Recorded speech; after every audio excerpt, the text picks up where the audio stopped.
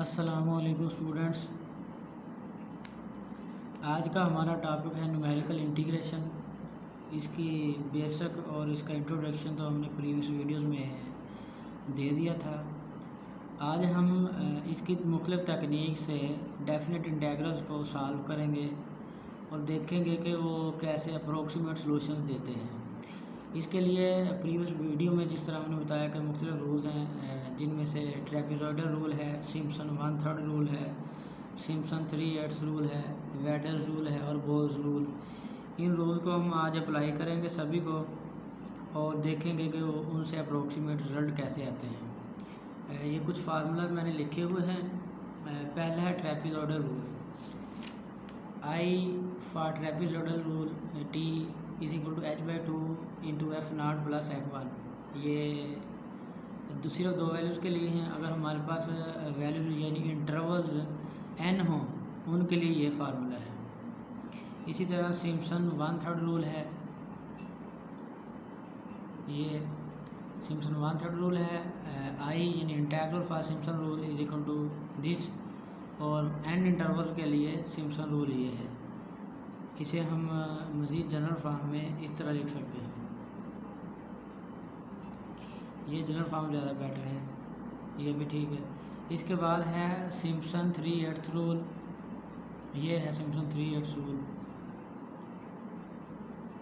n interval के लिए है। इसके बाद बोल्स रूल ये है और वेडल्स रूल ये है।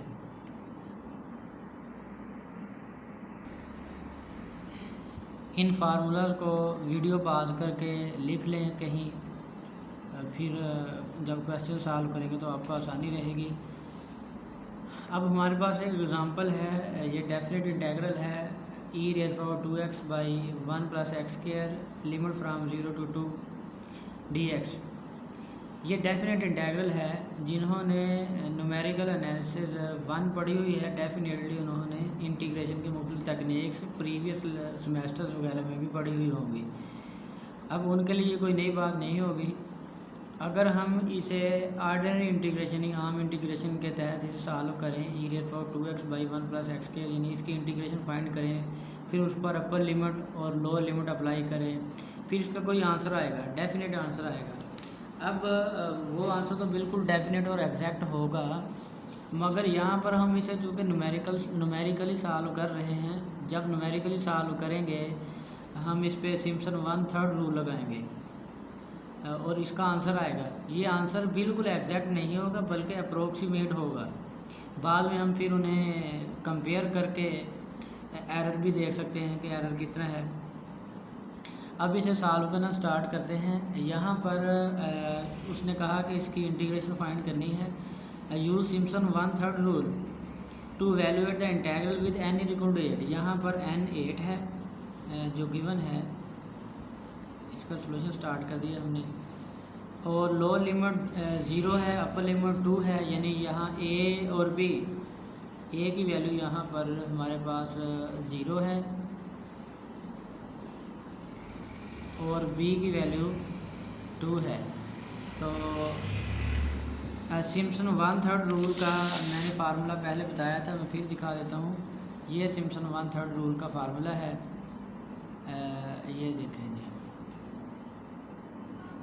ये इसके फार्मूलाज हैं।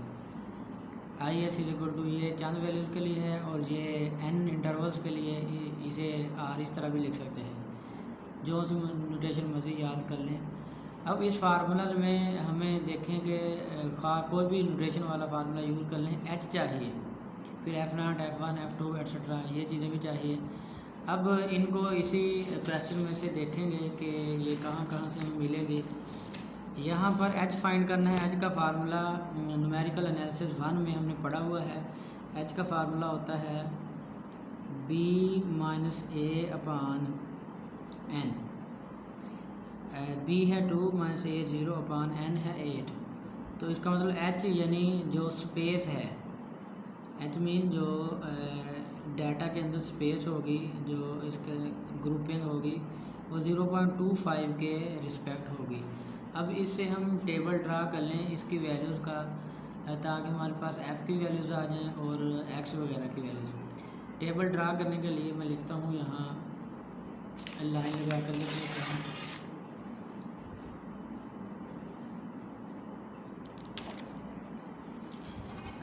फंक्शन हमारे पास चूँकि है f of f is equal to e raise power 2x by 1 plus x के, ये फंक्शन गिवन है जो इंटीग्रेंट है।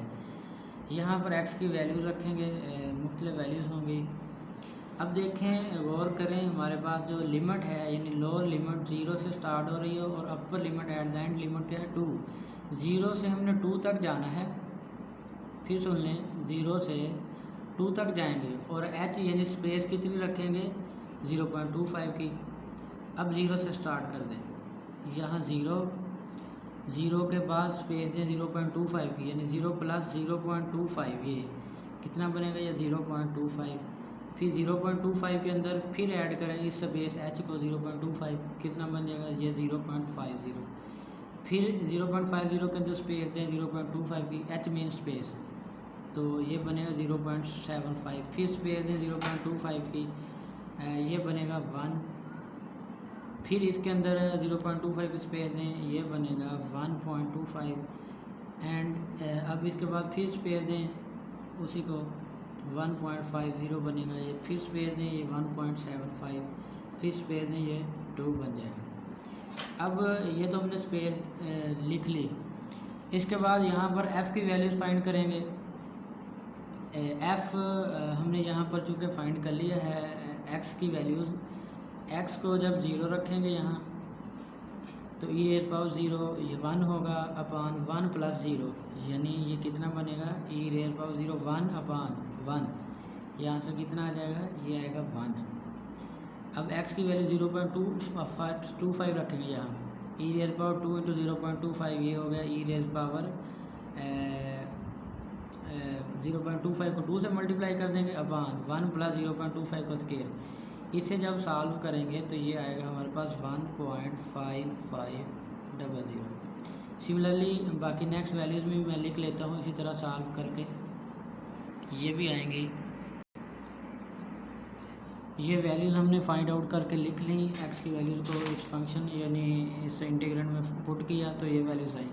अब इनको नाम दे लें, ये एक्स नाट की वैल्यू है, ये एक्स की वैल्यूज़ है ना, यानी ये पहली वैल्यू एक्स नाट की है।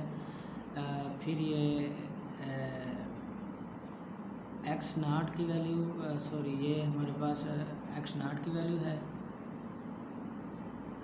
और एक्स 0 है। 0 से हम 2 की तरफ जाएंगे तो फिर ये x1 की वैल्यू है, x2 वैल्यू है, x3 की वैल्यू है, x4 की, ये x5, x6, x7 and x8। अब इसके बाद ये वैल्यू है हमारे पास f0 की, ये वैल्यू f1 की, ये f2 की, इन्हें नाम दे दिए, f3 की, f4 है, ये f5 की वैल्यू, ये f6, f7 एंड f8। अब हम बस क्या करेंगे, इन वैल्यूज़ को हम पुट करेंगे सिम्पसन 1/3 रूल के फार्मूला में। सिम्पसन 1/3 रूल का फार्मूला क्या था, अभी हमने पीछे आपको ये वीडियो में शो किया है। IS is equal to h/3 into f0 plus f8, total f8 है, plus 4 into f1 plus f3 plus f5 plus f7, ये ओड हैं सारे, plus 2 into f2 plus f4 plus f6, ये इवन है। बस अब इनकी जगह इनकी रेलेवेंट वैल्यूज़ पुट कर देंगे। h की वैल्यू यहाँ देखें हमारे पास फाइंड हुई थी 0.25, ये पुट कर दें 0.25/3 इंटू f0 की value f1, f2, f3, f2, f8 की वैल्यू इस टेबल से देखकर यहाँ इस फार्मूला में हम पुट करेंगे। f0 है 0.00 यानी 0 ही है, मैं लिख दूँ इसे, प्लस f8 की वैल्यू है 10 यहाँ देख लें, f8 की वैल्यू है 10.9197, 10.9197 plus 4 into F1 F2 F3 यहाँ ऑड की वैल्यू पुट करेंगे, यहाँ इवन की वैल्यू पुट करेंगे। इन वैल्यूज़ को मैं पुट कर लेता हूँ। ये हमने रेलिवेंट वैल्यूज़ को उनकी प्लेस पे पुट कर दिया। F0 F1 F2 F3 वगैरह की वैल्यूज़ पुट हो गई। अब इसको सॉल्व करेंगे तो हमारे पास जो आंसर आएगा इसका वो होगा integral for Simpson 1/3 rule is equal to 9.9968। ये हमारा आंसर है। अब इसी क्वेश्चन को अगर आप चाहें तो ऑर्डिनरी इंटीग्रेशन से सॉल्व करें, जो कि आपने प्रीवियस क्लासेस में पढ़ी हुई है। फिर उस पर अपर और लोअर लिमिट अप्लाई करें और चेक करें कि क्या हमारा आंसर इतना यानी 9.9968 ही आ रहा है या डिफरेंट है। फिर वहाँ से आप इसका एरर निकाल लें।